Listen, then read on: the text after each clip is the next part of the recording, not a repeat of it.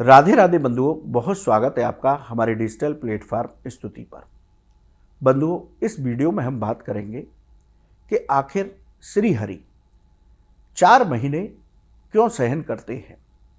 इसके पीछे क्या पौराणिक कथाएं प्रचलित हैं।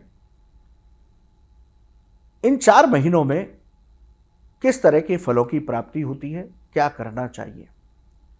देखिए बंधुओं, देवशयनी एकादशी से भगवान श्री हरि 4 महीने के लिए पाताल लोक में योग निद्रा में लीन होते हैं।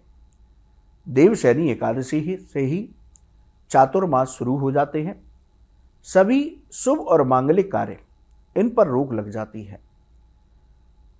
सावन के महीने से चातुर्मास की शुरुआत होती है, क्योंकि शास्त्र कहते हैं कि देवशयनी एकादशी पर जैसे ही श्री हरि शयन करते हैं, योग निद्रा में जाते हैं, तो सृष्टि का भार महादेव के हाथों में होता है। 4 महीने ही महादेव सृष्टि का सृजन, पालन और संहार करते हैं। तो चातुर्मास का पहला महीना सावन होता है, दूसरा महीना भाद्रपद होता है, तीसरा महीना आश्विन और चौथा महीना कार्तिक होता है। देव उत्थापन एकादशी को श्री हरि उठते हैं और सभी शुभ कार्य शुरू हो जाते हैं। चातुर्मास का समापन होता है। अब बात करते हैं कि आखिर क्यों 4 महीने श्री हरि शयन करते हैं। इसके पीछे की क्या 3 बड़ी वजह है। देखिए, धार्मिक मान्यताओं के अनुसार एक बार श्री हरि और शंखासुर राक्षस में बहुत लंबे समय से तक युद्ध चला। शंखासुर राक्षस को बहुत सारी शक्तियां, बहुत सारे वरदान प्राप्त थे। इसके साथ ही उसकी पत्नी सौभाग्यवती थी, इसलिए शंखासुर को अत्याचार बढ़ने लगे। सभी देवता शंखासुर के अत्याचारों से मुक्ति दिलाने के लिए भगवान श्री हरि के पास वैकुंठ लोक पहुंचे। भगवान श्री हरि ने सभी को संतुष्ट करके भेजा कि समय आने पर मैं शंखासुर का वध करूंगा। भगवान विष्णु ने शंखासुर के साथ धार्मिक मान्यताओं के अनुसार हजारों साल युद्ध किया। उसके बाद उसका वध किया। वध करने के बाद सभी देवताओं ने भगवान विष्णु की स्तुति की।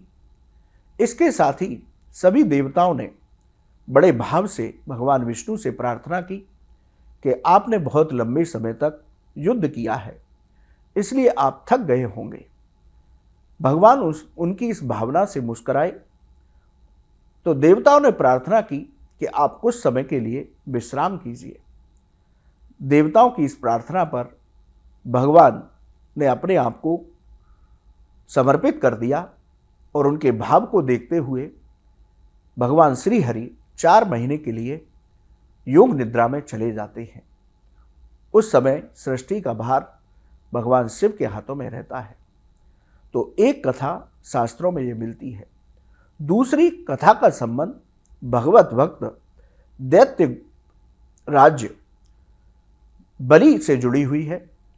राजा बलि ने एक बार सभी देवताओं से उनका राजपाट छीन लिया। उसके बाद उसने एक यज्ञ का आयोजन किया। देवताओं का राजपाट छिन जाने के बाद सभी देवतागण भगवान विष्णु के पास पहुंचे कि राजा बलि ने हमारा सब कुछ छीन लिया है। तब भगवान विष्णु ने कहा कि समय आने पर मैं राजा बलि से तुम्हारा राजपाट वापस दिलवाऊंगा। स्वर्ग का सिंहासन इंद्र को मिलेगा। त्रिलोक विजय प्राप्त करने के बाद राजा बलि ने एक यज्ञ का आयोजन किया। बंधुओं, राजा बलि भगवान के बड़े अनन्य भक्त थे। जैसे ही यज्ञ शुरू हुआ तो भगवान विष्णु वामन स्वरूप लेकर के राजा बलि के यज्ञ में पधारे। शुक्राचार्य दैत्य गुरु हैं, वो भी राजा बलि के उस यज्ञ में बैठे थे।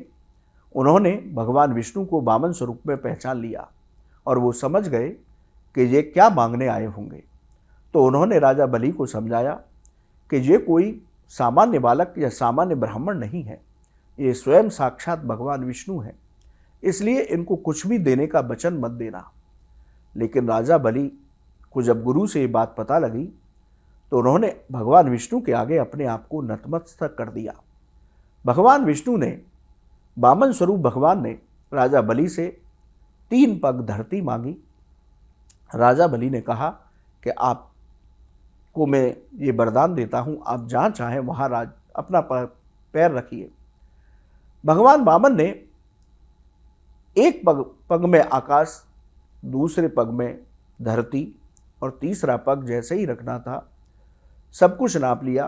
तो भगवान बोले कि अब मैं तीसरा पग कहाँ रखूँ? तो राजा बलि ने अपना सिर आगे कर दिया।